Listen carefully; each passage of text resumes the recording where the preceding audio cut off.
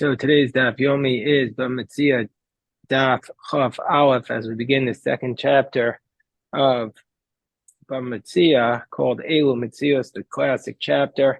I want to mention at the outset that this is dedicated. This whole chapter, which is about finding something that's lost, should be dedicated to the return of the hostages, because, of course, the hostages are lost, and there's nothing more important than finding. At this point, finding a lost yid and bringing him back to their home. And this chapter is about the mitzvah of returning a lost object. And I saw a video from the OU that there's this person from the Five Towns named Dr. Fox who has taken upon himself to start Aveda.com. Somebody loses a lost object, they can post it on Aveda.com, or if somebody finds a lost object, they can post it there. And I'm sharing this in hopes that maybe one person will see this and also want to participate in this mitzvah. So it's Aveda.com, a beautiful opportunity to use technology to help us do this mitzvah of Hashavas Aveda. So Elu Metzius Shalo ve'elu Chayav La'achrid. So we know that if somebody finds an object, he gets to keep this. These are the objects which a person gets to keep, and these are the ones which he has to make a proclamation about. He can't keep. These are the ones that he gets to keep. Matzah Paris Mefuzarin. He finds produce scattered around, he gets to keep it. And Rashi tells us at the very beginning why. Because the owner gave up hope. Like the Gemara says, the hefkerheim. It's considered ownerless. Once the owner gives up hope, it's considered ownerless. Matzah Paris Mefuzarin. Let's say he finds fruits that are scattered, or ma'os mefuzaros, or if he finds money that's scattered. Here Rashi adds a different factor. Since they don't have a siman, since they don't have a sign that's recognizable, the owner will give up hope. So therefore, we see from here that there are two aspects. The owner needs to give up hope, and it's on something that there's no siman about it. There's no sign on it. Krechos b'rshus harabim. Let's say there are bundles of wheat in public, or igule develo, or pressed figs, or kikaros shel nachdom, or there are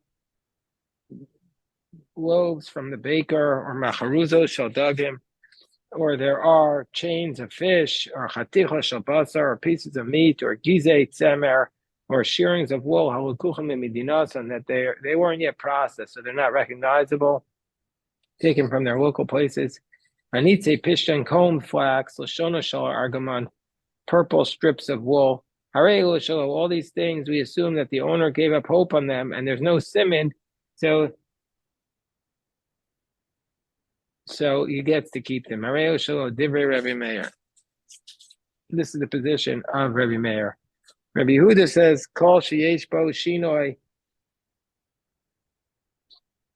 So Rebbe Yehuda says, anything that has a shinoi, which is, let's say, a difference on it, a differentiator, a siman, chayav la'achris, that if you find anything that has a differentiator, you have to make a proclamation about it. Ketzad, so for example, matzah agol, let's say you find this cake of figs, ubesocho cheres, and in this cake of figs was a piece of pottery, or kikar, or a loaf of bread, ubetocho maos, and in it was some money, then you'd have to make the proclamation about it. Rabbi Shimon ben Elazar is taught, Kol Kli Ampuria, and the Gemara will discuss what that means. Rashi tells us what this means, that the Gemara is going to, Rashi knows that we're anxious to know what it means. Rashi says, hold on to your seats, because the Gemara is going to tell us all these Kli Ampuria, Ein Chayav La'achriz. We don't need to make a proclamation about it. Now it says the Gemara, Matzah Paris Mefuzarin, that if you find produce that's scattered around, you get to keep them. What's the definition of Maos Mefuzarin? Peiros Mefuzarin, of produce that's scattered around. Amar Rav Yitzchak Kav Ba'arba Amos. Rav Yitzchak says that if you find one kav over 4 amos, we assume that's scattered, and the person who finds it gets to keep it. Asks the Gemara, Hechidami, what's the scenario where this is taking place? B'derech nafila, if it happened by way of the fact that it fell down. Afiu tuvanami, even if it's more than a kav, you should be able to keep it, because it fell down. So so so there's no simon, and the guy gave up hope. You get to keep it. And if it was because he placed it there deliberately, then a few buts or miyachinamilo. Then even if it's less than the kav, we also would say that you don't get to keep it under those circumstances because since he deliberately placed it there, he's going to come back and get it. So what's the scenario? So it says Rabbi Okva Bar Chama b'Machnashta de Beidari Askinan. We're talking about the threshing floor. What are we talking about? We're talking about a case that they were gathering up the crops from the granary, and he threshed them and he left some of the seeds behind. And we say kav ba'arba amos, that if it's one kav over 4 cubits, the nafish kerchayu, that's a big pain for him to go back. So therefore, lotarch inish, a person's not going to push himself. V'lo hadar, he's not going to go back to get it. Asi v'shakalahu, he's not going to return and take it. Afkuri mafkalahu. So if it's a one kav over 4 amos, he knows it's there, but he's not going to go get back to get it. But if it's less than a kav, if it's less than 4 amos, tarach v'hadar v'asi v'shakalahu v'lo mafkalahu. But if it's less than 4 cubits, he's going to go back because it's not too much of a pain. Now, Rav Yirmiyah comes along and asks the question, and we know, as I was doing this with my brother last night, he reminded me that Rav Yirmiyah is the one who was thrown out of the base medrash for asking questions that the base medrash perceived as being too nunniki. Nunniki meaning he's like a nunnik type of question. So he asked a series of questions like that here. By Rabbi Yirmiyah asked the following question. Chatzi kav b'shtei amos ma'u. Let's say you have a half a kav over 2 cubits. So meaning to say you factor it down. A kav ba'arba amos, if it's one kav over 4 cubits, time am I? What's the reason why we say that he gave up hope? Mishum de nafesh terchaya, because it's too much work. But chatzi kav b'shtei amos, but if it's a half a kav and 2 amos, given though a nafesh terchayu, it's not that much work. Well, mafkiru, he's not going to declare it ownerless, and therefore you can't keep it. Odilma mishum lo chashivi. Or do we say the issue is that one kav over 4 amos is not going to be considered distinguished enough for him to return? Machati kav v'shtei amos, but a half a kav and 2 amos, keeping the lo chashivi mafkiru. Since a half a kav is also not distinguished, he's going to declare it ownerless. Well, what about kabayim b'shmona amos? What about 2 kabim in 8 cubits? What would we say? Kav ba'arba amos. Would we say 1 kav over 4 cubits? Time of my mishum denafesh terchayu. What's the reason? Because it's too much work for him. V'kol shekain kabayim b'shmona amos. Certainly 2 kabayim over 8 amos is a lot of work. Given the nafesh terchayu tfei mafkeru, since it's too much work, he's going to declare it ownerless. Or do we say, listen, it's not distinguished, and so therefore that's why 1 kav 4 amos he declares ownerless. But kabayim b'shmona amos, but 2 kavim and 8 amos, it's already more money. Kimin de chashivi lo mafkelu. He's not going to declare it ownerless because it's already more money. Also says Rabbi Yirmiyah, kav shum shemin b'arba amos. Let's say you have a kav of sesame seeds in 4 cubits. Ma, what will be the kav b'arba amos? That if it will be 1 kav in 4 cubits. Time am I? What's the reasoning why he declares it ownerless? B'shum lo chashivi, because it's not going to be worth enough. The shum shemin but sesame seeds, given the chashivi, they're worth more money. Well, ma'afkeruhu. Therefore, he's not declaring them ownerless. Oh, Dilma, or do we say, Mishum de nafesh terchaya? The reason why it's ownerless is because it's too much work. The kolshkein shum shemin. Imagine trying to pick up seeds. What kind of pain in the neck that will be? Even the nafesh terchaya tfei, it's even more work. Ma'afkeruhu will declare it ownerless. What about a kav tamari ba'arba amos? What about dates? A kav of dates in 4 amos, or kav rimoni ba'arba amos, or a kav of pomegranates. These are much larger items, and it's not difficult to gather them up. So do we say kav ba'arba amos, that if you have a kav in 4 cubits, time am I? What's the reasoning why we declare it ownerless? Mishum delo chashivi. What's the reasoning because it's not going to be distinguished. And he's not going to go back for it. But kav tamari barba amos and kav rimoni barba amos, but the pomegranates or the dates, nami kivin lo chashivi mafkru. Since it's not worth enough money for him, he's not going to go back. Or maybe we say the reason is because it's too much work. It's not going to be a lot of work for the pomegranates and the dates. Since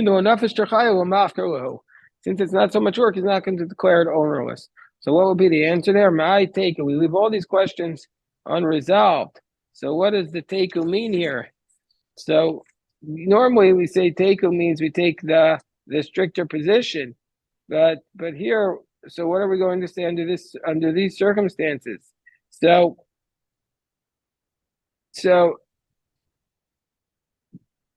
here we would say that because nobody would have a claim on it, but he would always have to adopt a stricter position. So this is going to be something that a question that we leave unresolved. So now we're on the top of 21b. So the Gemara says, hold on, let me just say like the Aliba de Hilchasa. Let me just show you what they say about this case here, about the pomegranates and the dates and all these cases. Just go to the back here of the page here.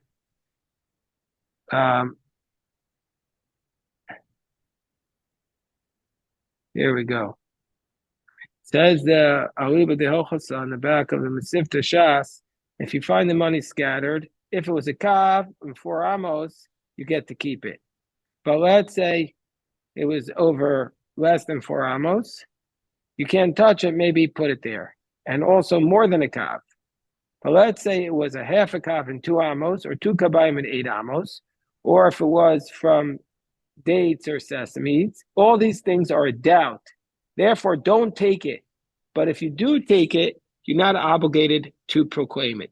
That's the position of the Rambam and the Shulchan Aruch, that you don't have to take it. But if you take it, you don't have to proclaim it. But some say that even by dates alone, that since there's not too much work to gather them up, well, anyway, that's a different thing. But anyway, the point was the Rambam and the Shulchan Aruch say that the teiku here means you don't have to take it. But if you take it, you don't have to declare it. So now we're on the top of 21b. So in Mar we learned, now we go to the question, Yeya Shalom Das. Let's say, remember we said that if the owner gave up hope, you would get to keep it. So let's say the owner would have given up hope if he knew about it, but he doesn't know about it. Yeya Shalom Das. He doesn't know that he lost it. So do we consider that it's given up hope? And therefore, if you find it at that point, you get to keep it, even though he doesn't know that he lost it. Because if he would have known he lost it, he would have known it had fallen out of his pocket. He for sure would have given up hope. So Abai says, well, Hava Yeyosh. Abai says, that's not considered giving up hope and you can't keep it. And Rava says, Hava Yeyosh. Rava says, it is considered giving up hope and therefore you get to keep it. The Kotzker Rebbe says, Yeyosh Shalom Das. He pulls out these words. Giving up hope without knowledge, he says, all giving up hope is Shalom Das. It's considered wrong. A Jew is never supposed to give up hope. We never give up hope about the possibility of a redemption. A Jew is never supposed to give up hope. So the Gemara is now going to go through 12 attempts. We're not going to get to all of them today. 12 attempts to prove who's correct, Abaye or Rava. And at the end, we know that this is one of the 6 cases in Shas where the Gemara says, Yal Kagam, the rule is like Abaye, in which he argues with Rava. So in the end, we're going to rule that it's not considered giving up hope. And if he doesn't know he lost it, you can't keep it. So first we start at the beginning. Bedavar sheyesh bo simin. If it's something that has a mark on it, kuli amalo pligi do avi yeyosh. If it's something that has a mark on it, everybody would agree that that's not considered giving up hope. Even though we heard that he gave up hope, was sofo avi yeyosh. Even though he later on we heard that he gave up hope, it's not going to be considered like he gave up hope. When the guy picked it up, since it had a mark on it and he didn't make a proclamation, it's no good. Because when he knew it fell, he didn't give up hope. Meimer Amar Simana Islay Begave, Yahavana Simana Shakil Noe. He said, I have a sign on it. Since I have a marker on it, people will give me the sign and I'll be able to take it. I'll be able to get it back. So this dispute between Abaye and Rava doesn't pertain to where there's a mark on it, because where there's a mark on it, the guy didn't give up hope when he dropped it. Bezuto shal yam, ubeshluuso shal nahar. Let's say it was on the banks of the river or out to the sea. Afagav the East Bay Simon, there is the opposite. Even though there's a mark on it, Rahmana Sharyeh, the Torah allows you to keep it. Like if you're swimming in the ocean, you find something, you get to keep it. Why? Come on. Like we're going to say later on, the Gemara is going to explain, you're going to keep it. Hold on.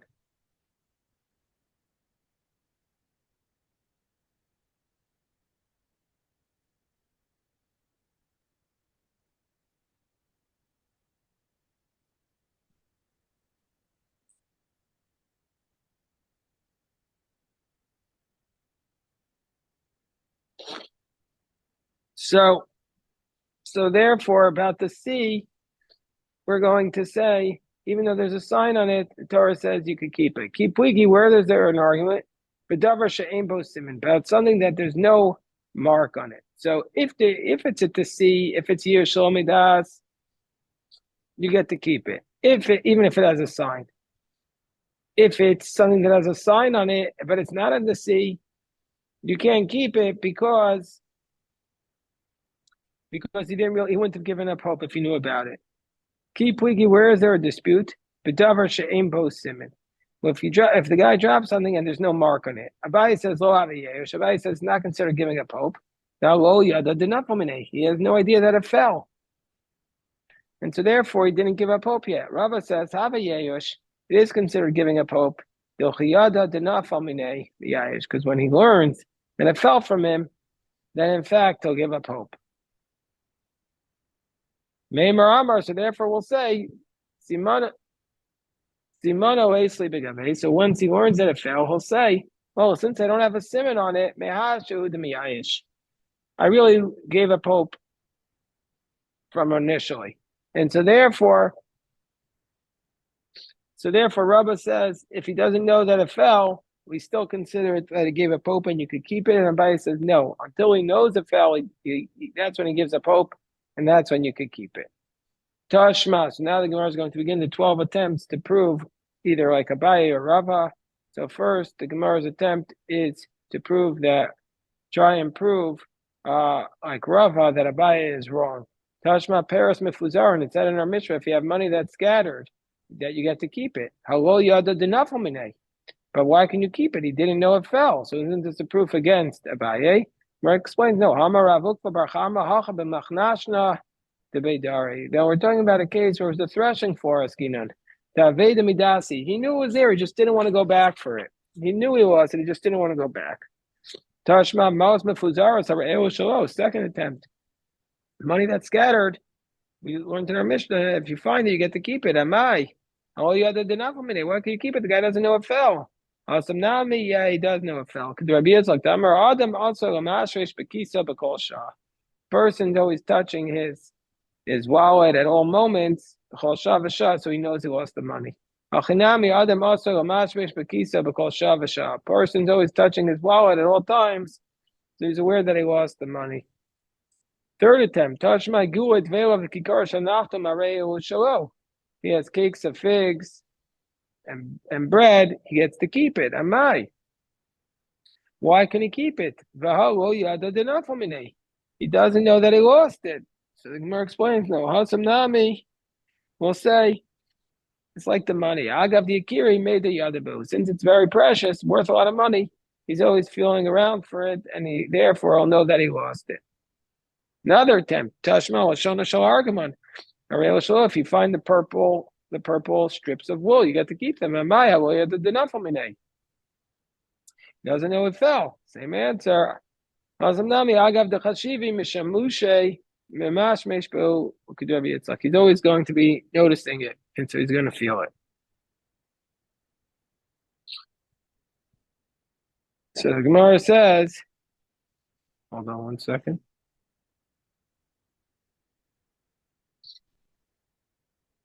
Tashma, Motzi Mos, Bebate Kinesios, so Bebate Midrashos, Ubekol Makom, Sharab, and Metsuyan Sham, Harei Ushalo. So now the Gemara is going to try and bring another question on Abaye.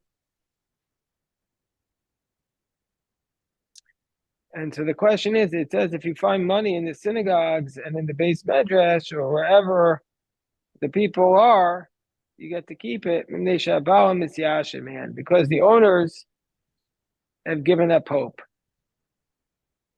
So if you find money in the yeshiva, you get to keep it because the owner gave up hope. But why? He doesn't know it fell. Mar says, well,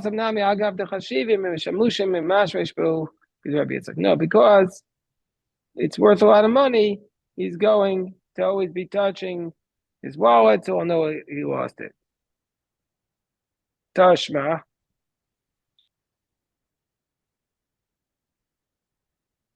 Another attempt.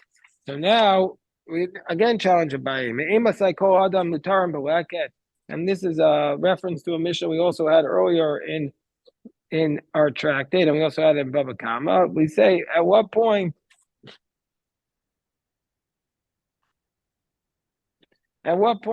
is a person permitted to collect the gleanings from the field? Meaning, say, at what point we feel like the poor people have given up? Once the older beggars have gone through, the older poor people have gone through, and once they're done, you get to keep it. And then we ask, my nemushos, what are these nemushos? These are the older people who walk on their canes. Once they've gone through, you get to keep it. Reish Lakish says, Lakuti Baso Lakuti. No, it's the children of the poor people. Once they've gone through, you get to keep it. But the Gemara asks the question, it's a question on Abaye, am I? Why could you keep it then? Okay, granted, the poor people in this town have given up hope. There are other poor people who don't know that he's gone through yet. They haven't given up hope. Why can anybody keep it? It's still reserved for the poor people. My answer is, no, since there are poor people here, the poor people in the other town give up hope right away. And they say, the poor people in the other city, they got that territory. They're collecting all of it. So the other poor people have already given up hope. Now the Gemara challenges Rava. The Gemara moves from challenging Abaye and challenges Rava. Tashma, Hitzios Bederach. Let's say you find cut figs on the side of the road. Rafil beside Sada, or even on the side of a field of cut figs. Rafil besteak Hitzios, even on the field of cut figs. Then v'chein te'ina, or if you find figs, anote oderach, that are falling into the road, umatzah te'inim, you find a fig tree that's basically going over into the public road, umatzah te'inim tachtea, and you find figs underneath it.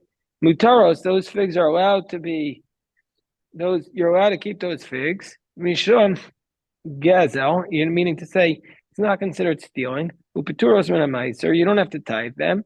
And but if it will be an olive tree or a carob tree, it's prohibited. Now, so basically, if you find these figs, you're allowed to keep them. So Bishlam according to Abaye is going to say it's not difficult. Why would you say that you could keep those figs? Agav the Chashivi, because he says since the figs are worth a lot of money, the person will know that he lost them. And Teinam Nami made the Yada Dinatri. He knows that the fig tree dropped its figs.